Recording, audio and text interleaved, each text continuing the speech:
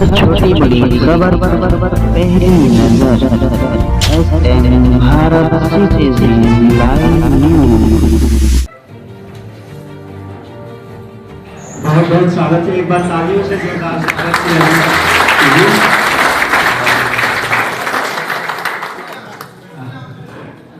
मैं चाहूंगा एक बार सबका सबसे पहले तो आप सबका धन्यवाद कि आप समय निकाल कर आए।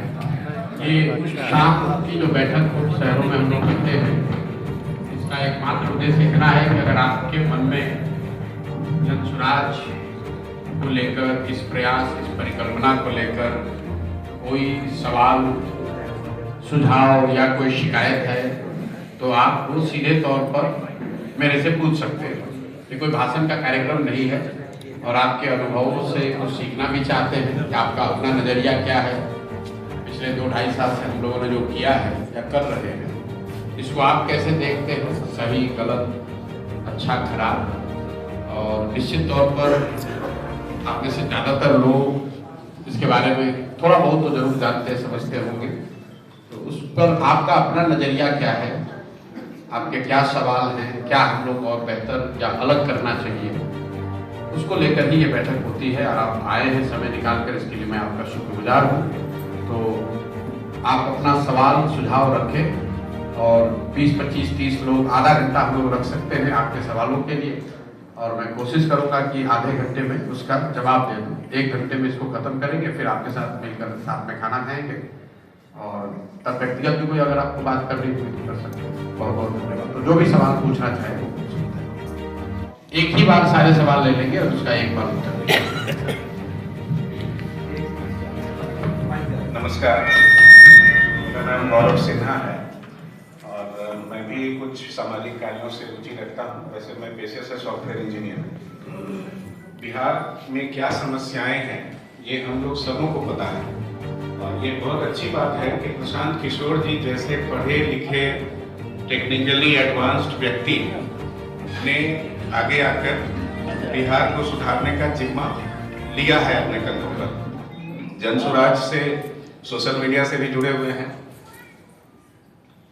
कुछ सवाल हैं और कुछ सुझाव हैं जो मैं करना चाहता हूँ। पहली चीज है कि समस्याएं हम लोग सभी जानते हैं, लेकिन समाधान जन स्वराज की तरफ से क्लियरली नहीं आ रहा है सामने। तो यदि समाधान पर भी कुछ चर्चा की जाए, वर्किंग प्लान क्या है जन स्वराज का, क्योंकि आप इलेक्शन लड़ने जा रहे हैं और हम लोग सब चाहते हैं कि बिहार में एक नई शुरुआत हो। तो नई शुरुआत हो तो थोड़ा सा कम से कम एक ब्लूप्रिंट आना चाहिए कि किन क्षेत्रों पर आप कैसे काम करेंगे। दूसरा, चुनाव में आप जा रहे हैं, हम लोगों ने जो ऑब्जर्व किया है ग्राउंड लेवल पे, लगता है कि राजनीतिक रूप से या चुनावी अनुभव होता है, एक चुनावी अनुभव वाले लोगों की कमी है मुझे लगता है जन स्वराज पार्टी को। तो आप चुनाव में जो तैयारी करने जा रहे हैं, बहुत अच्छी बात है। 243 सीट पर शायद लड़ने वाले हैं और पूर्णिया में उसी क्रम में आप आए हैं। तो चुनावी अनुभव जो होता है ना, एक हवा क्रिएट होती है, आपको मालूम होगा। आप तो कैंपेनर रहे हैं और पूरे स्ट्रेटजिस्ट रहे हैं, तो आपको अच्छी तरह से मालूम होगा। तो उस पर कार्य करें, क्योंकि अभी तक जमीन पर जो मतलब इस चैम्बर में तो बहुत अच्छी भीड़ है, सभी पढ़े लिखे लोग हैं, कई लोगों को जानते हैं, पहचानते हैं। अगर ये लोग सिर्फ यहाँ पर ये बात करके चले जाएंगे तो नहीं, इन्हें ये बात गली में, मोहल्ले में, अपने दोस्तों के बीच करनी होगी। सभी प्रबुद्ध लोग हैं, सबों के बहुत अच्छे कॉन्टैक्ट्स हैं। अगर सभी लोग इस बात को आगे लेकर जाएंगे तो वो बहुत अच्छा रहेगा और कारगर होगा। तो उसी में अगर आपका कोई ब्लूप्रिंट हो, कुछ मान लीजिए 5 पॉइंट्स भी हैं आपके कि इस पर काम करना है और कैसे करना है, तो क्या होगा कि लोगों को भी बोलने के लिए, बात करने के लिए सब्जेक्ट रहता है। यही मेरा सवाल।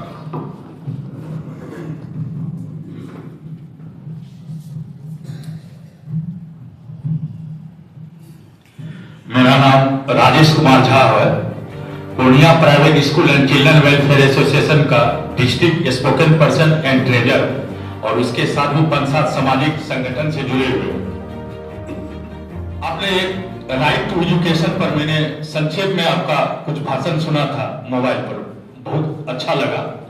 अभी 2019 से राइट टू एजुकेशन के तहत जो प्राइवेट स्कूल बच्चों को पढ़ा रहे हैं, अभी तक उनको पेमेंट नहीं मिल पाई है और उस पर हम लोग की सरकार से बात चल रही है।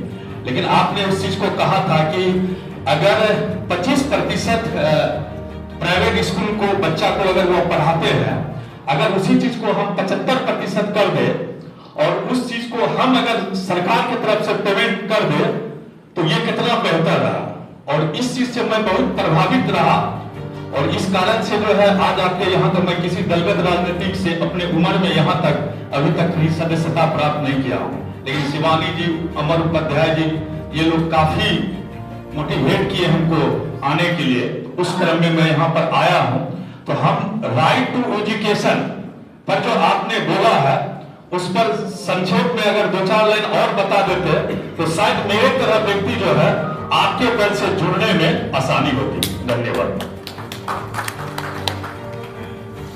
जी। मेरा नाम सरफराज नस्तर है और इससे पहले मैं जदयू में था और जदयू जिला पूर्णिया प्रभारी रहा हूँ मैं। और प्रशांत जी को मैं 2015 से फ्रेश से मैं देखता हुआ उनकी बातें सुनते रहा और जब मुझे पता चला कि ये पार्टी बना रहे हैं तो मुझे लगा कि यहाँ पे आना चाहिए। मैं आपसे 1-2 क्वेश्चन पूछना चाहता हूँ। जैसे हर पार्टी में क्या होता है कि हमारा भी जन स्वराज परिवार में काफ़ी लोग जुड़ गए हैं और बहुत खुशी की बात है। अक्सर क्या होता है कि लोग पार्टी से जुड़ते हैं, किसी को टिकट मिलता है वो के बन जाते हैं, बाकी वर्कर बेचारे का कोई भी पार्टी बिहार में आज तक ध्यान नहीं रखता।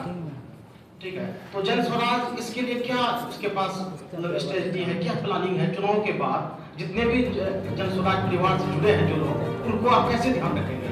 और दूसरा एक क्वेश्चन है मेरा कि बिहार में आप जान रहे हैं कि डबल इंजन की सरकार है, लेकिन दोनों इंजन बीमार पड़ चुकी है, तो तीसरा इंजन हम लोग बनने की तैयारी में है।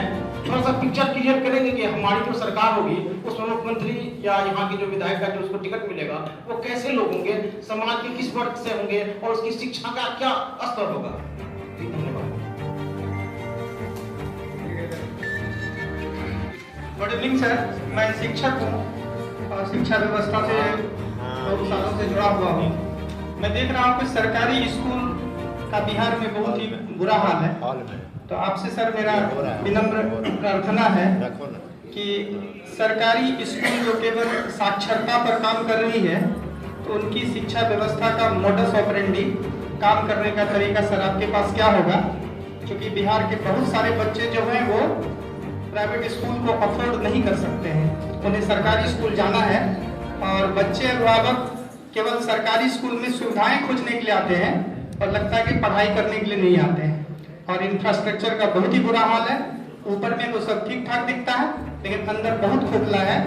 इससे हम लोग काफ़ी चिंतित हैं और आपका सुझाव मैं जानना चाहूँगा कि सरकारी स्कूल की व्यवस्था सुधारने के लिए आपके पास क्या अनुरोध है? धन्यवाद।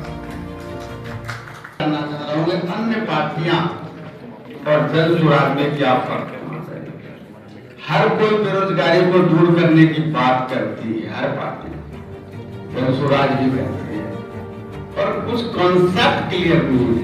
बिहार में यदि बेरोजगारी सबसे बड़ी समस्या है तो जन स्वराज के पास उसके क्या उपाय हैं? आपने फर्स्ट मीटिंग में भी इस मैटर पर कोई चर्चा नहीं हुई। मैं ये जानना चाहता हूँ क्या जन स्वराज के पास ऐसा कोई प्रोग्राम है जिससे कि बेरोजगारी को दूर की जा सके? क्या यहाँ इंडस्ट्री लगाने की ऐसी कोई बात है आपके जहन में? तो उस पर क्लियर किया जाए। धन्यवाद। डॉक्टर शंभूलाल वर्मा का नाम हुआ, मैं पूर्णिया का सरकार प्रधानाचार्य हूँ। मेरा ये मेरी जो समझ है 79 से मैं इस तरह का काम मैं किसी पार्टी को ज्वाइन नहीं किया हूँ आज तक, लेकिन सामाजिक कार्य करता रहा हूँ 79 से। मेरा अनुभव यह है कि जो बिहार की जो चुनावी राजनीति जो जिस धुरी के इर्द गिर्द घूमती है वह है जातिगत राजनीति।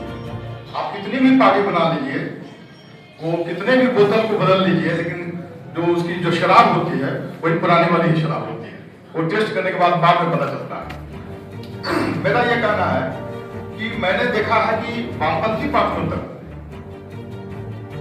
वो भी जो है जाति के इर्द गिर्द घूमते हैं और वहां सरेंडर कर जाते हैं। जब मैं उसका विस्तार से नहीं करना चाहूंगा, मैं इस पर परहेज भी करता हूँ। ऐसे जो वामपंथी पार्टियों के लिए मैं एक समय जान देता था, मैंने देखा कि वो भी जो है भ्रष्टाचार और जाति सबके सामने जो सरेंडर कर गए, और सिर्फ इसलिए कि एक पार्टी से हमको दूरी बनानी है, एक पार्टी से दूरी बनानी है, एक खास तरह की आइडियोलॉजी से दूरी बनानी है। तो इसका मतलब ये तो नहीं है कि हम कहीं भी जाके समझौता कर लें। यहाँ हमने उसे अभी देखा, CPI-ML तक को भी देखा मैंने कि जो है लालू जी के साथ जो है राजद के साथ, मैं कहा खुल के कहूँ, उन्होंने समझौता किया और कर रहे हैं। मेरा ये कहना है कि जो यह पार्टी है, जैसे एक समय आपको भी मैं बहुत अलग मानता था, बहुत खुश हुआ था जब पहली बार केजरीवाल जी जीते थे, तो मैं फिल्म जो देखा था लगा कि फिल्म साकार हो गया। एक दिन के 2 दिन के मुख्यमंत्री कुछ था ऐसा, तो मैंने देखा था, अनिल कपूर थे हम गया, तो हाँ वो तो मैंने देखा था, मुझे लगा कि ये तो साकार हो गया भाई, सचमुच बहुत बदलाव आएगा। लालू जी जिसकी चर्चा हुई, लालू जी जब आए थे तो उसमें भी जान देने के लिए मैं तैयार था कि नहीं, ये तो लगता है वो बेकार है वामपंथी, ये तो समाज एकदम सामाजिक न्याय वाले लोग हैं। लेकिन बाद में मैंने देखा सब कुछ वही, सारे लोग वही हैं। और मैं देखता हूँ कि जब मिलिटेंट जो कास्ट है, जो कुछ ही कास्ट है, जो मिलिटेंट कास्ट है, आप वहाँ बहुलता देख लीजिए कि किस जाति के हैं, आप भी वही उसी को टिकट दीजिएगा, वो भी उसी को टिकट देते हैं। तो ये जो लोग ऐसे लोग हैं जो सेकुलर सचमुच हैं, जो सचमुच जो है जातिवादी नहीं है और राजनीति कभी नहीं है, वो ऐसे लोग जो है उस समय भी परित्यक्त महसूस करते थे और आज भी परित्यक्त महसूस करते हैं। क्या हम उम्मीद करें कि जो आने वाले दिन में जो हम आपकी जो राजनीति है उससे अलग होगी। दूसरी बात यह है कि आपकी जो राजनीति है वामपंथी से तो दूर हट जाइए, क्योंकि वैसी राजनीति है नहीं, मैं तो महसूस किया हूँ। तो दक्षिणपंथी राजनीति में ये कहाँ बीजेपी है, कांग्रेस है, स्पष्ट जब पार्टी की बात हो रही है तो बीजेपी है, कांग्रेस है, जदयू है, राजद है, और भी पार्टियां हैं, प्रमुख पार्टियों की मैंने यहाँ बिहार में बात की। तो वहां पर हमारी जो राजनीति जो यहाँ जो जिसके लिए हम आए हैं वो कहाँ टिकेगी, वो हम जानना चाहते हैं।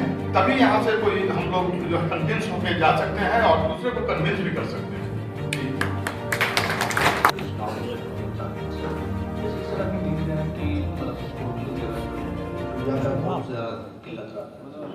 मार्केट मतलब इसमें नहीं मिल पा रहा है, मार्केट से ज़्यादा मिल रहा है, उसमें आपका एक सुझाव जाना चाहता हूँ। मतलब इसमें आने के बाद आप उस तरीके से मतलब किसान को किस तरह से करेंगे। दूसरा बहुत से बड़ा ये जाना है, मैं आयुष से आता हूँ, मैं पेशे में तो सर आपको अगर सत्ता में आता है तो चिकित्सा में सर क्या है, तीसरा जो सर बेरोजगारी था, बेरोजगारी तो सर हम लोग साथ ही बोल चुके हैं सर। Thank you sir. ढेर सारी शुभकामनाएं देता हूँ प्रशांत किशोर जी को, जिन्होंने बिहार को उज्जवल भविष्य लाने का प्रयास किया, और हमें उम्मीद है कि बिहार सभी में उज्जवल होगा, क्योंकि जो सोच है उस सोच में हम भी सब लोग लगे हैं। लेकिन एक बात कहना है कि आज उन्होंने कहा था कि पलायन कैसे रुकेगा। आज यहाँ के मजदूर सभी बाहर जा रहे हैं, यहाँ फैक्ट्रियां लग रही है, लेकिन फैक्ट्रियां कुछ लग रही है, लेकिन आज भी कुछ फैक्ट्रियां ऐसी लग रही है जिसमें बिहार के लोगों को नहीं रख के बाहर के लोगों को रख रहा है लोग। उस पर क्या आपका कहना है? एक आध फैक्ट्री लगी है हमारे यहाँ, लेकिन बिहार के लोगों को उसमें नहीं काम किया जा रहा है, उस पर क्या कहना है आपका? एसोसिएशन में यहाँ बहुत दिन सेक्रेटरी रहा, कुछ सोशल काम करता था। सबसे बड़ा दुर्भाग्य है प्रिंसिपल साहब ने जो भी बताया, जात से ऊपर नहीं, ये बहुत बड़ा दुर्भाग्य है। मैंने 1971 में बम्बई में नौकरी शुरू की थी। बहुत इम्पोर्टेंट बात मैं कर रहा हूँ, मैंने 3 जगह नौकरी में परीक्षा पास की। इंटरव्यू में 80-20 का रेशियो था, 20% बाहर के लोग रहेंगे, 80% महाराष्ट्रियन रहेंगे। सर बहुत इंपॉर्टेंट बात कह रहे हैं। संजोग था 20% में आ जाते थे, इंटरव्यू में भी वही हाल होता था। हमारे बिहार में रोजगार नहीं है। अभी जो आपसे कह रहे हैं, you are the right person जो कि इसको उठा सकता है यदि आपको अच्छा लगे। अभी जो बहाली हुई, बिहार का आदमी ये बगल में हमारा स्टेट जो अलग हुआ है उसमें जाकर के नवयुवक नहीं नौकरी ले सकता है, झारखंड में, यूपी में नहीं ले सकता है। महाराष्ट्र में 80-20% था सर, शायद अभी भी होगा। 71 की बात कर रहा हूँ, आई रिटायर्ड इन द ईयर 2006 में ही मैं रिटायर किया। तो बिहार में क्यों अभी शिक्षक का ही बहाली हुआ? आश्चर्य लगेगा आपको फिगर मिल जाएगा। हम बहुत एजेड हो गए हैं और हमको ये नहीं है। करीब 70,000 से ज्यादा यूपी के लोग यहाँ आए। हमारे बिहार के लड़का लड़की को क्या यूपी में मिलेगा? इस पॉइंट को जरा ध्यान रखें सर। दूसरी बात है, जब नौकरी आप नहीं दे रहे हैं सर, हमको आश्चर्य लगा है सहरसा मधेपुरा इस सब में देख करके यूपी की लड़कियां बहुत आई हुई हैं, अनमैरिड मैरिड जो कुछ भी हो। तो ये जो चीज हो रहा है बहुत गलत हो रहा है। एक भाई साहब ने कहा, आपके आने से पहले बोल रहे थे कि बिहार चौथा स्टेट था। सर हम जेपी का एजुकेशन में वहाँ बम्बई में थे, हमने उसमें देखा था सही में Bihar was the 4th state if you take from top. Maharashtra जो गुजरात महाराष्ट्र बना करके था बम्बई, वो नंबर 1 में था। नंबर 2 में था मद्रास जो केरला और मद्रास तमिलनाडु था, और तीसरा पश्चिम बंगाल, चौथा बिहार। जब 3 चीफ मिनिस्टर से यहाँ से गए तो 11वां पर आया, और धीरे धीरे बिहार से 2 स्टेट नीचे रहा, उड़ीसा एंड आसाम। आज वो भी आगे। इंडस्ट्री में उस समय में हम थोड़ा इन्वॉल्व थे बम्बई में भी, तो यहाँ के इंडस्ट्री मिनिस्टर गए थे 2-3 दिन लोगों को इनवाइट करने के लिए। कोई नहीं आता है यहाँ, दुख की बात है कि यहाँ कोई नहीं आता है। एनीवे सर, इंडस्ट्री का डेवलपमेंट क्यों नहीं हुआ यहाँ? नाम लेने के लिए लोग कहेंगे हमारे चीफ मिनिस्टर हमारे जात के ऐसा किए वैसा किए, कुछ नहीं हुआ बिहार में। अभी रिसेंटली हम यहाँ नहीं थे, बेंगलोर में थे, तो हमने एक न्यूज देखा बिजनेस स्टैंडर्ड में, तो पहले बार जितना फंड अलॉट किया है इंडस्ट्रियलिस्ट ने, if you compare with Madhya Pradesh, if you compare UP and Maharashtra, we are nowhere अभी भी। लेकिन इस बार जो हुआ है, तो इस बार कुछ अच्छा काम हुआ। इस बार जो एलोकेशन किया है फंड इंडस्ट्री में देने के लिए, बहुतों साल के बाद सर, कैलकुलेशन अभी हमारे पास नहीं है, और मैंने वो कटिंग वहाँ को देखा बड़ा बिजनेस स्टैंडर्ड में। मैंने यहाँ के इंडस्ट्री मिनिस्टर को सर फोन पर भेजा, ये सब भी हमको नहीं आता, लेकिन इसलिए मैं बलुआ बाजार में ब्रांच मैनेजर था जब जगन्नाथ जी चीफ मिनिस्टर थे, और ये अभी इंडस्ट्री मिनिस्टर सातवां में पढ़ते थे। तो मैंने इनको भेजा कि you have done very good job, और ये यहाँ के पेपर में निकला है, आप इसको आगे बढ़ाइए। सो फार आई नो फ्रॉम 1947 से आज तक उतना इन्वेस्टमेंट नहीं आया हुआ है जितना आप इस बार करती हैं। इस बार का डेवलपमेंट हुआ है, इंडस्ट्रियलिस्ट ने दिया है, कुछ इंडस्ट्री। सर सवाल क्या है? तो हम सवाल क्या है सर? सर हमारा ये है कि हमारा बिहार में क्यों नहीं इंडस्ट्रियलिस्ट आते हैं? रीजन बहुत कुछ भी है, लेकिन उतना नहीं कहिए। इंडस्ट्रियलिस्ट क्यों नहीं आते हैं? अभी भी मुकेश अंबानी नहीं आए। मैं धन्यवाद देता हूं हमारे जिस घर में मैं बोल रहा हूं, यहाँ के फाइनेंस मिनिस्टर नहीं, वो जो ये थे क्या पप्पू जी के जो बड़े भाई एन.के. सिंह साहब, एन.के. सिंह साहब ने इन्वाइट किया, कुछ लोग आए और उनको आना था। नीतीश जी ने ये समझ करके उनको बनाया था जो ये इंडस्ट्री को करेंगे, एन.के. सिंह साहब, उन्होंने किया, लेकिन वो नहीं आए और उस घर से नहीं हुआ। दूसरी बात है सर, एक चीज और मैं कहना चाहता हूँ सब, I don't take your much time, बहुत सारे लोग हैं, अच्छा लगेगा नहीं लगेगा इसलिए नहीं, लेकिन साहब अडानी और अंबानी जैसा 10 आदमी चाहिए, और देश को ये चोर चुहार जो कह रहे हैं, 5 लाख आदमी 7 लाख आदमी उसको नौकरी दिया है, 10-10 लाख आदमी का परिवार चला रहा है वो। And what you people politicians are doing? केवल लूटने के लिए और उसको गाली देते हैं। वो किसका पैसा दिया है? साहब जितना इंडस्ट्री कर रहा है, आज महाराष्ट्र गुजरात कहाँ चला गया है, तो बिहार में भी वो लोग आए और इन्वेस्टमेंट करें। बहुत समय दे दिया सर, सॉरी, लेकिन आपसे बहुत उम्मीद है। इस बीच में हमने कुछ देखा है, ये अलग बात है। हम जगन्नाथ जी से बहुत क्लोज थे, पुलवामा प्रांत मैनेजर रहने के बाद हम बहुत क्लोज थे।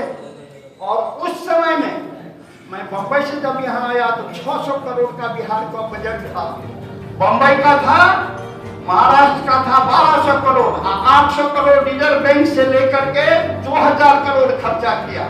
हमारे यहाँ फ्रॉम 1947 से आज तक जितना बजट दिया जाता है वो खर्चा नहीं होता है, लैप्स कर जाता है।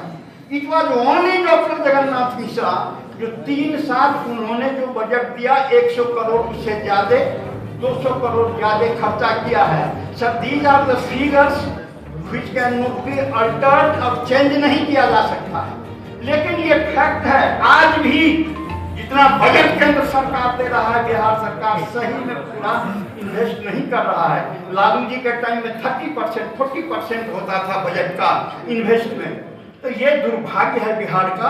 हम लोग जात पात से पूछे और बिहार के डेवलपमेंट के बारे में सर एक पॉइंट और, टीचर्स के बहाली में यदि आप बिहार के सारे आदमी को देते हैं तो बहुत लड़के बैठे बैठे नौकरी एज खत्म कर दिए हैं।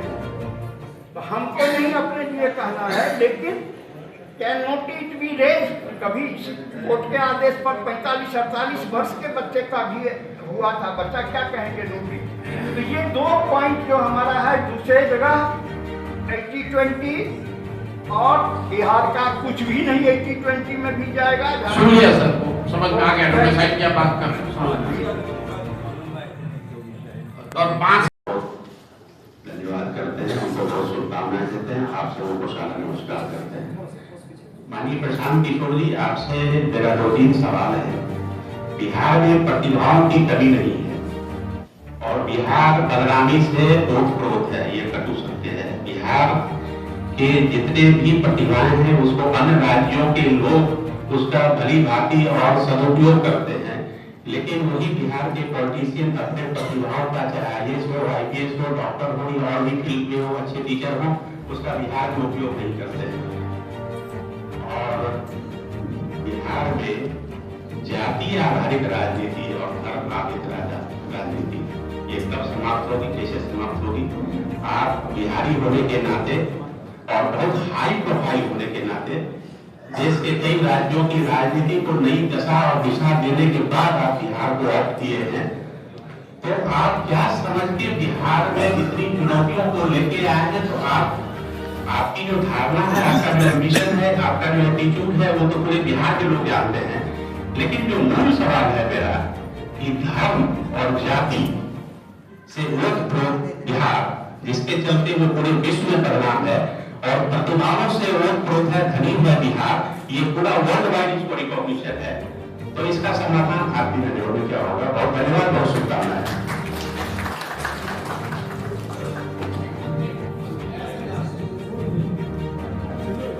हम ये कहना चाहते हैं सर, पार्टी की अभी तक जमीनी लेवल तक कोई अभी तक काम नहीं हुआ है।